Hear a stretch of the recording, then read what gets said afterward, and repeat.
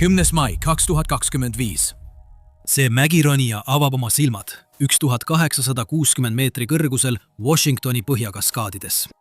Ta ei tea seda, kuid ta on olnud teadvuseta 3,5 tundi külmas, jäises lumes. Tema kolju on mõranenud, ribid on murtud ja vedelikud lekivad tema kõrvadest. Ta vaatab üles ja näeb oma ronimiskaaslaste kehasid enda ümber köitesse takerdunult. Kiivrid ja varustus nende ümber laiali. Üks neist ütles just enne lahkumist oma naisele, et armastab teda. Ta hüüab nende nimesid, kuid vastust ei tule. See, mis järgnes, on peaaegu uskumatu. Tere tulemast ekstreemsesse maailma! 2025 aasta 10. mail lahkusid 4 sõpra Washingtoni põhjakaskaadides SR20 ääres asuvast parklast umbes kell 6:10 hommikul. Nende sihtkohaks sel päeval oli North Early Winter Spire, mägi, mis asub 7760 jala kõrgusel merepinnast ja mille tehnilist ronimist nõudev kaljusein tõuseb umbes 1000 jalga üle orupõhja. See asub umbes 16 miili Mazama väikelinnast läänes. Ühte neist meeskondadest juhtis Vishnu Irigiredi. 48-aastane ja pärit algselt Indiast, Vishnu ehitas oma karjääri üles nullist kuni Fluke Corporationi inseneriosakonna asepresidendiks Everettis, Washingtonis. Ta oli suurepärane meeskonnajuht, kes armastas mägironimist ning ta oli sellega tegelenud aastaid. Ta rääkis oma töökaaslastele palju mägironimisest. Kui rühmal oli vaja kedagi, kes loeks marsruuti, hindaks tingimusi või teeks surve all otsuse, siis see oli Vishnu. Tema kõrval kogemuste poolest oli Tim Wen, 63-aastane Vietnami päritolu ameeriklane Rentonist, Washingtonist. Vaikne ja usaldusväärne, tal polnud vaja end esile tõsta. Ta lihtsalt teadis, mida teha. Tema ja Vishnu näol oli selles grupis kogu vajalik mägikogemus olemas. Nad olid varem mitu korda koos roninud ja olid aktiivsed mägironimise sotsiaalsetel platvormidel. Teised 2 meest olid vähem kogenud, kuid mitte algajad. Alex Martinenko oli 36-aastane Ukraina immigrant, kes oli koos oma naise Olgaga kolinud Vaikse ookeani loodeossa, täites nende ühist unistust. Ta oli tehnilise ronimisega alustanud alles umbes aasta enne seda laupäeva. Sellel hommikul enne lahkumist ütles ta oma naisele, hea tööd, ma armastan sind. Ja lõpuks Anton Telik, 38-aastane tarkvarainsener Seattle'ist. Tal oli 13 aastat matkakogemust, kuid palju vähem kogemusi köitega ronimisel.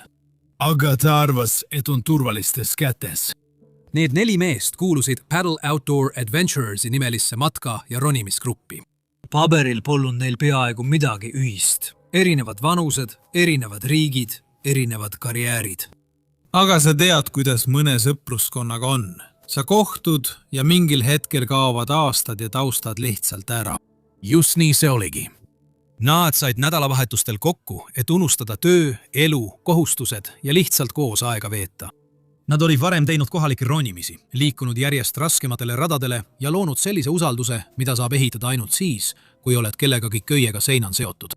See konkreetne ronimine oli lihtsalt järjekordne nädalavahetuse reis. Võimalus end välja lülitada, juttu ajada ja uus rada vallutada. Nad olid laupäeva meelega valinud, et jõuda õhtuks koju ja pühapäeval koos peredega emadepäeva tähistada. Kell 6:10 hommikul panid nad seljakotid selga ja alustasid teekonda pimedusse.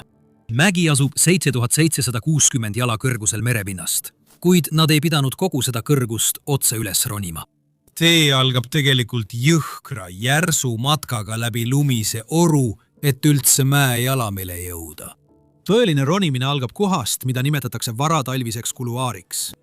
See on terav, kitsas jää- ja kivirenn, mis viib otse üles mööda seda tohutut 335 meetri kõrgust püstseina otse tippu välja. Selle päeva plaan oli rünnata seda seina 2 köietiimiga. Iga tiim liiguks köiega seotud, üks liigub edasi, samal ajal kui teine hoiab köit, et kui keegi peaks libastuma, saaks partner ta kiiresti kinni püüda. Enne kui ronimine üldse algas, oli grupil juba tõsiseid probleeme, millega tuli tegeleda. Üks roonija oli kohale tulnud mäe suusa saabastega, mitte korralike mägironimissaabastega. See on umbes sama nagu ilmuda maratonile tennistes. Teisel polnud piisavalt sooja jopet nende temperatuuride jaoks, mis kõrgemal ees ootavad. Need olid väikesed probleemid, nii et nad otsustasid kiiresti ronida, enne kui päike tõuseb ja jääd soojendab. Kui nad jõuaksid piisavalt kiiresti alla tagasi, poleks see kõik oluline. Aga tol päeval oli see mägi kiireks ronimiseks peaaegu halvim võimalik valik. Vaata, selle marsruudi giidiraamatus on konkreetne hoiatus. Seda marsruuti ei tohiks kunagi proovida soojade ilmadega. Külmumistase peab jääma alla 5000 jala. Selle kogu marsruudi läbitavus sõltub külmast, jäätunud lumest, kuhu su kassid korralikult haakuvad, ja külmunud jääst, mis võtab vastu metallist ankrud, mille külge sa oma kõie kinnitad. Kui temperatuur tõuseb üle 0, muutub lumi pehmeks ja märjaks. Jää laguneb ja ankrud. Need metallist vahendid, millest su elu sõna otseses mõttes sõltub, muutuvad ebausaldusväärseks. Kahjuks oli 10. mai 2025 kuum päev. Viimane alla 0 temperatuur sellel kõrgusel oli olnud 55 tundi varem. Eelmisel pärastlõunal tõusis temperatuur 53 kraadini ja ronimise ajal püsis temperatuur kogu päeva jooksul 40 ja 45 kraadi vahel. Nii et lumi nende saavaste all oli pehme ja märg. Kivid olid tilkuvast veest libedad ja metallist jääkruvid, mille nad olid kaasa võtnud, et keerata need tahkesse jäässe ankrupunktide loomiseks, tõmmati üles juba enne, kui nad olid poolele teele jõudnud, sest jää oli liiga pehme. 10. mai keskpäevaks olid need 4 meest oma plaanitud asukohast kaugel. Pehme lumi ja märg kivi olid neid kohutavalt aeglustanud ning pärast 6 tundi ronimist polnud tippu kusagil näha. See oli tõsine probleem, sest selliste marsruutide puhul on soovitatav tagasipöördumise aeg keskpäevast kuni kella 1 pärastlõunat. Sest hommikune küüm hoiab mäel lume kõva ja ankrud kindlad, kuid pärastlõuna toob soojust ning soojus sulatab lume, mis tähendab, et alla ronimine muutub märgatavalt ohtlikumaks. Aga Anton ja teised jätkasid ronimist. Ausalt öeldes ma ei tea miks. Võib-olla tundus pärast tunde sellel mäel, kui tipp oli kohe nende kohal, tagasipöördumine nagu kõige selle reetmine, mille nimen sa olid juba nii palju panustanud. Ja ausalt öeldes, kui oled olukorra tuhinas, on riski õigustamine lihtne. Sa lihtsalt paned pea norgu ja ütled endale, hei, sellest saab lastelastele hea lugu rääkida. Tunde järjest rühkisid nad mööda kuru üles. Seda on raske seletada, aga selles majesteetlikus mägede vaikuses tunned väga erilist rahu. Ülejäänud maailm lihtsalt kaob ära. Sa ei mõtle tööle ega igapäevaelu stressile. Ainus heli sellel mäel oli kasside krõbin jääl ja nende hingamise rütm, kui nad ülespoole liikusid. Kell 17.30, pärast 11 tundi matkamist ja ronimist, jõudsid nad lõpuks puhkeplatsile nimega Notch, mis asub umbes 7400 jala kõrgusel. Nad olid sellest seinast vallutanud umbes 900 jalga. Tegelik tipp, kuhu nad tahtsid jõuda, oli neist vaid 200 vertikaali jalga kõrgemal. See vahemaa külab nagu mitte midagi, kas pole? See on lühem kui 1 linnatänava kvartal. Aga tehnilises alpinismis oleksid need viimased 200 jalga selle päeva kõige raskem ronimine. Sest nad oleksid täiesti avatud, püstloodis, seinal. All nende all oleks vaid õhk ja kuluaar, millest nad just läbi ronisid. Soodžas ja niiskes olukorras, väsinud kätega ja pehme lumega, mis ei hoia kasside naelu korralikult, võivad need 200 jalga kergesti võtta veel 2 või 3 tundi. Aga neil ei olnud 2 ega 3 tundi. Kerge lumi hakkas sadama, päevavalgus oli peaaegu kadunud ja kodus ootas neid see emadepäeva lubadus. Sa ei taha proovile panna, mida tõsiselt alpimarsruudilt alla ronimine pärast pimedat sinuga teha võib. Vishnu oli liiga kogenud, et sellist viga teha, nii et nad otsustasid selle sälgu juures ümber pöörata ilma tippu jõudmata. Sest päeva lõpuks ei loe tippu jõudmine, kui sa alla tagasi ei jõua. Nad tahtsid ise oma lastelastele seda lugu rääkida, elusana. Niil oli 2 võimalust alla saada. Nad võisid minna mäe lääneküljele, sisuliselt tagaküljele, kus eelnevad ronijad olid juba poldid paigaldanud. Kinnituskohad olid kaljusse fikseeritud. See oli nagu eelnevalt ehitatud redelist kinni haaramine. Kinnitad end, laskud, leiad järgmise punkti, kinnitad uuesti, niikuni põhjani välja. Või nad võisid minna otse tagasi alla, mööda varatalvist kuluaari, täpselt sama järsku ja märga renni, mida nad olid just 11 tundi üles roninud. See oli kiire otsus. 2 päeva enne seda ronimist olid nad tegelikult oma laskumisteekonna läbi arutanud ja otsustasid jääda varatalvise kuluaari juurde. On üsna lihtne mõista, miks. Nad tundsid maastikku ja olid seda juba näinud, nii et üllatusi ei oleks olnud. Enne laskumist tegid nad siiski ühe nutika asja. Nad saatsid oma InReach satelliitsiide seadmega kodus olevale sõbrale sõnumi, milles põhimõtteliselt öeldi, siin on meie GPS-i asukoht, me hakkame laskuma. Igaks juhuks. Ja siin algabki päris lugu. Tõsiselt Alpi marsruudilt alla tulemine ei ole sama, mis oma jälgede tagasikäimine. Alpinistid ei kõnni lihtsalt alla, nad laskuvad kõiega ja see käib nii. Alpinist peab kõigepealt ajama kõie läbi ankrupunkti, mis on seinale kinnitatud tema kohal. Siis nõjatuma tagasi tühjusesse ja laskuma mööda seina alla, kontrollides kiirust oma rakmete külge kinnitatud pidurdusseadmega. Kui nad jõuavad kõie otsa, peatavad nad end, leiavad kaljus sobiva koha ja teevad uue ankrupunkti. Tõmbavad kõie ülevalt alla, ajavad selle läbi uue ankrupunkti ja alustavad uuesti laskumist. Laskumine, laskumise järel, ankrupunkt, ankrupunkti järel, kuni päris alla välja. Kuna aeg oli hiline, ühinesid Anton ja teised 9-4-liikmeliseks meeskonnaks. Aeg hakkas otsa saama ja kui nad oleksid jäänud 2 eraldi meeskonnaks, oleksid nad pidanud igas peatuses ehitama 2 erinevat ankrupunkti ja haldama 2 erinevat kõitekomplekti. See oleks võtnud igavikku. Ühinemisega said kõik 4 ronijat laskuda täpselt sama kõie abil, toetudes igas peatuses täpselt samale ankrupunktile. See on märkimisväärselt kiirem, kuid sellega kaasneb hirmutav risk. Sa paned kõik 4 elu ühe ainsa rikkepunkti peale. Kui see üks ankur järele annab, kukuvad kõik koos sellega alla. Nad hakkasid laskuma mööda samu köisi, mida nad varem ronimiseks kasutasid. Esimesed 3 laskumist läksid nii sujuvalt, et Anton ilmselt juba unistas kodust sel hetkel. Aga 4. laskumisel jõudis esimene laskuja köie otsa. Otsis kaljuseinal midagi, mille külge kinnituda, et laskumist jätkata, kuid ei leidnud midagi. Kivi oli täiesti sile. Nad ei suutnud leida ühtegi turvalist kohta, kuhu oma varustust kinnitada. Olnud ühtegi kohta, mille ümber lingu panna. Üks 3 mehest laskus koos Antoniga alla, et otsida, kuid nad ei leidnud midagi. Raportid ei täpsustanud, kes see oli, kuid loogiliselt võis see olla Vishnu, kuna tema oli kõige kogenum. Kujuta seda ette, kui suudad. 2 kurnatud meest seisavad peaaegu pimeduses pealampidega, heidavad õhukesi valgusvihke üle märja graniidi, suruvad ja uurivad kaljuseina, otsides midagi, ükskõik mida, mis võiks köit hoida. Sest iga laskumine vajab ankrut ja ilma ankruta pole võimalik alla saada. Külm tungis läbi nende naha. Eeg hakkas otsa saama. Nad vajasid võimalust sellest mäeosast alla saada. Tim liikus alla, et liituda otsinguga seina teisel poolel. Kui tema käsi puudutas hämaruses midagi tuttavat. See oli piton, metallist ora, mis oli umbes suure naela suurune ja mida mägironijad kasutasid ankrupunkti loomiseks. Selle oli sinna pannud mõni tundmatu ronijate grupp ja see oli sinna jäetud.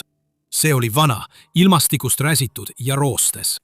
Keegi ei teadnud, kui kaua aega tagasi see sinna pandi või kui sügavale see kaljusse ulatus.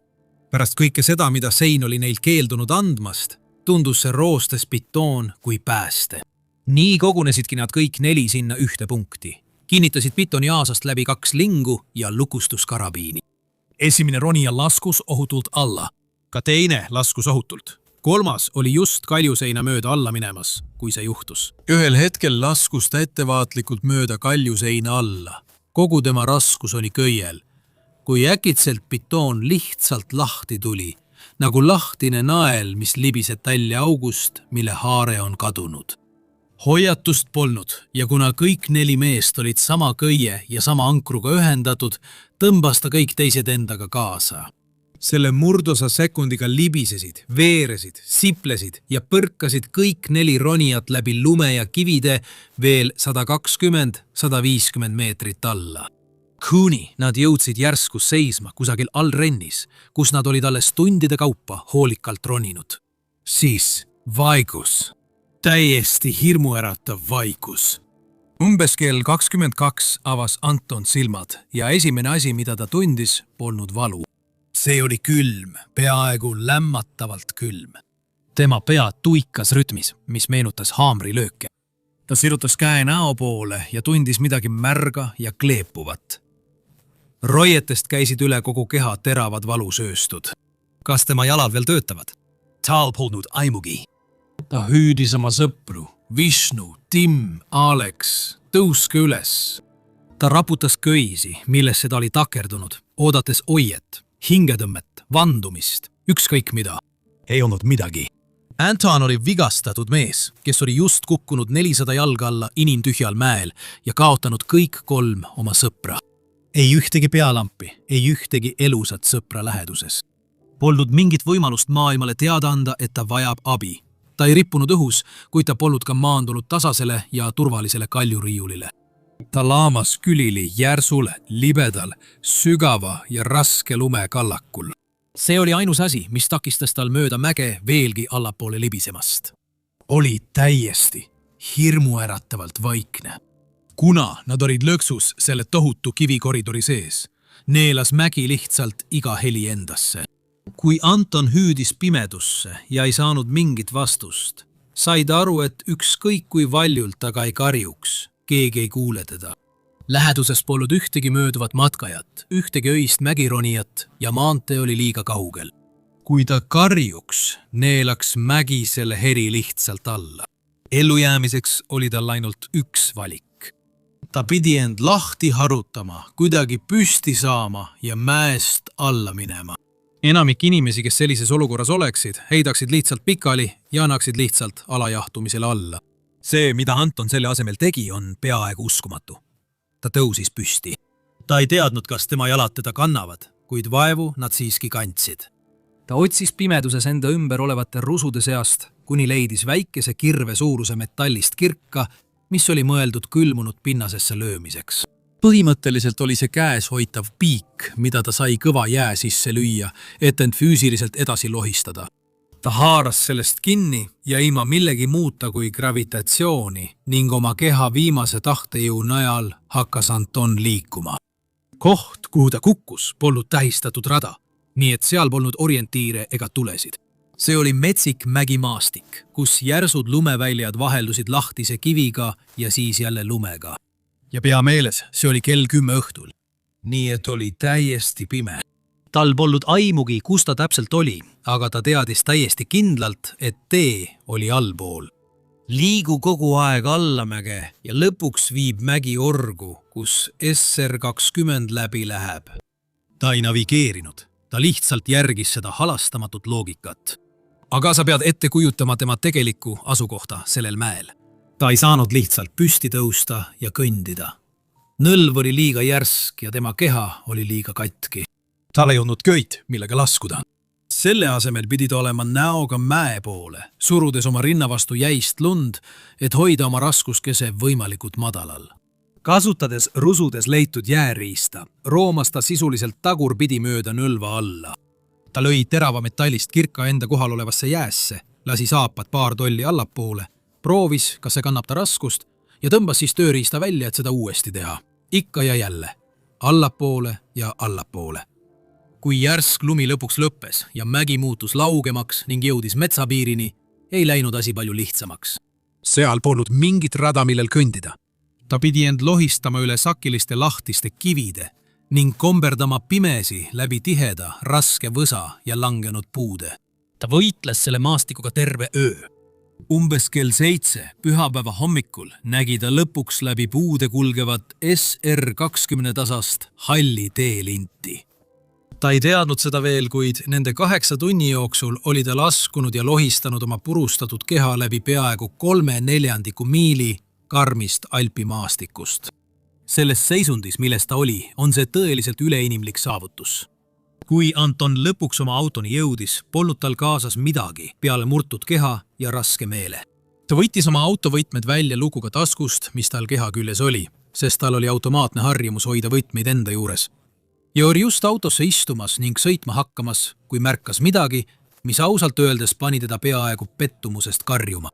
Tema rehv oli kuidagi tühjaks läinud. Peaaegu igas teises loos on see hetk, kus ellujääja murdub. Nad istuvad kaitseraua peale, sulgevad silmad ja lasevad alajahtumisel töö lõpule viia. Aga Anton suutis avada auto pagasiruumi, leida tungraua ja varuratta ning vahetas selle rehvi, käed tõenäoliselt kümmast küünisteks jäätunud. Ta istus rooli taha, keeras võtit ja sõitis abi otsima. Traumaatiline ajukahjustus oli tema ruumitaju täielikult segi paisanud. Tema segaduses meel võttis automaatselt suuna läänes asuva kodu poole, Seattle'is.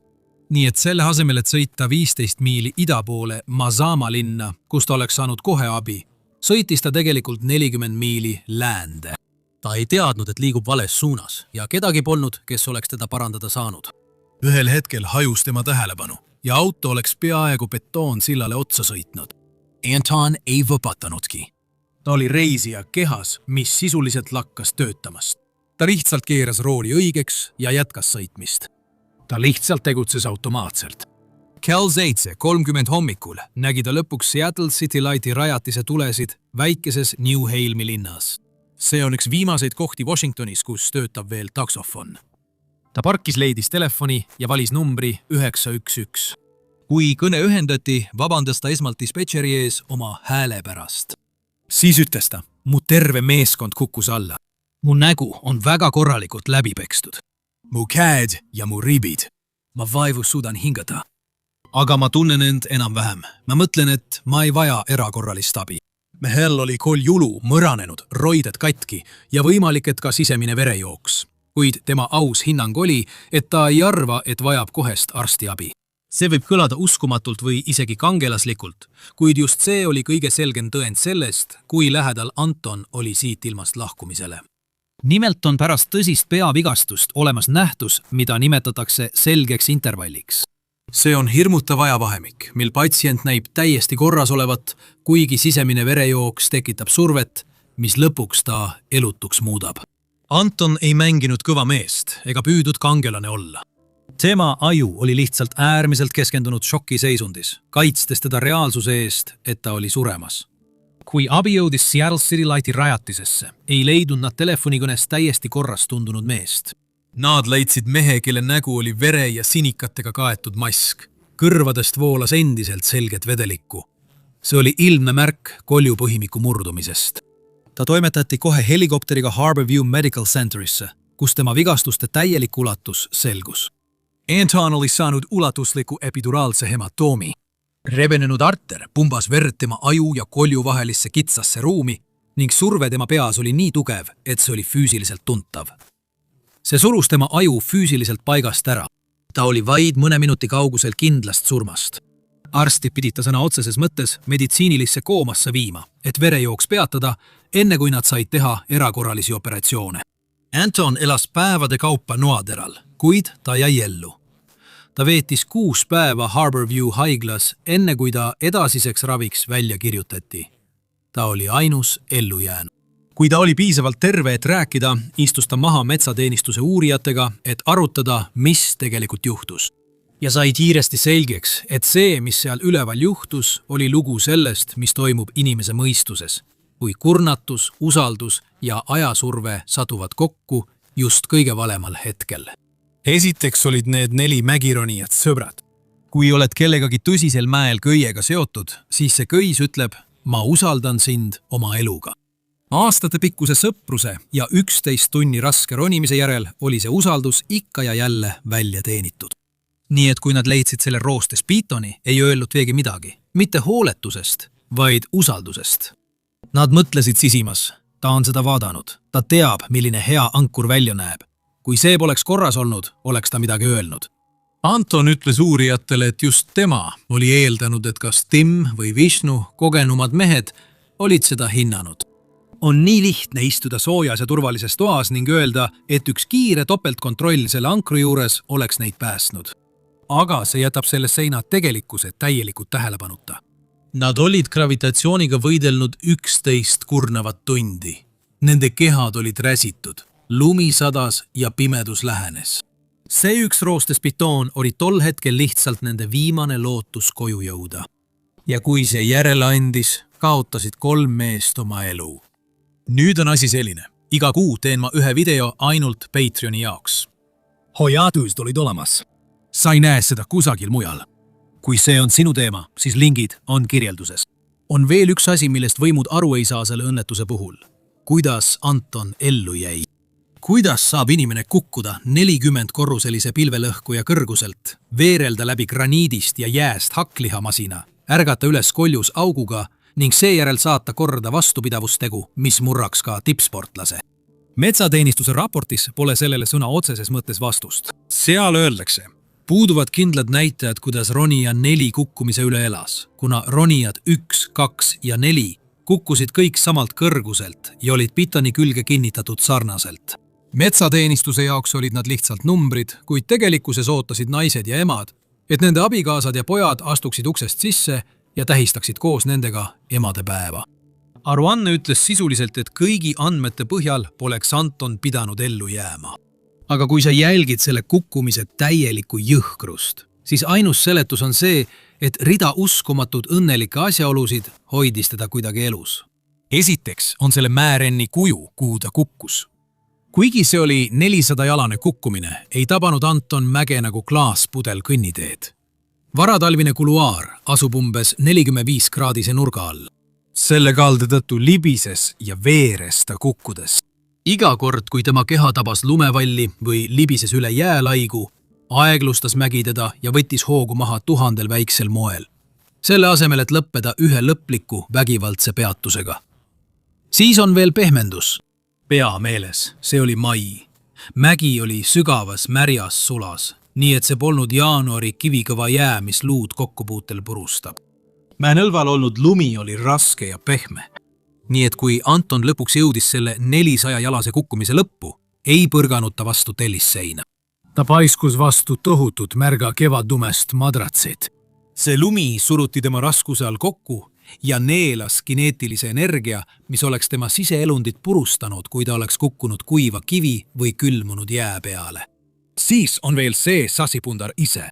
Anton ärkas üles, olles seotud köite ja varustuse võrku. Kuigi köis oli see, mis kõik alla tõmbas, võis just see olla see, mis hoidis teda elus, sest see toimis nagu kaootiline, suure hõõrdumisega pidurduslangevari. Teiste 3 ronija raskus mõjus Antonile kui mehaaniline pidur, aeglustades teda piisavalt, et ta suudaks kukkumise kõige hullemat osa taluda.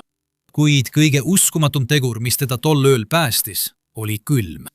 Kui Anton teadvusele tuli kell 22:00, oli tal juba alajahtumine. Tavaliselt on see surmaotsus, kuid mehele, kellel oli koljuluu murd, alandas sai jäine õhk tema kehatemperatuuri, mis aedlustas ainevahetusprotsesse, mis oleksid viinud kiire ajuturuse tekkeni. See mõjus sisuliselt nii, nagu oleks tema pea olnud jääkotis, just nii kaua, kuni ta leidis selle telefoni. See on uskumatu, kui sellele mõelda. Iga üks neist tingimustest oleks tõenäoliselt tema elu võtnud. 2025 aasta 10. mail päästsid nad ta elu. Kui reporter küsis Antonilt, kuidas ta suutis ellu jääda, vastas ta: õnneks jäin ellu. Midagi erakordset ma ei teinud, mul lihtsalt vedas. Vermin. Noh, nii võib ka öelda.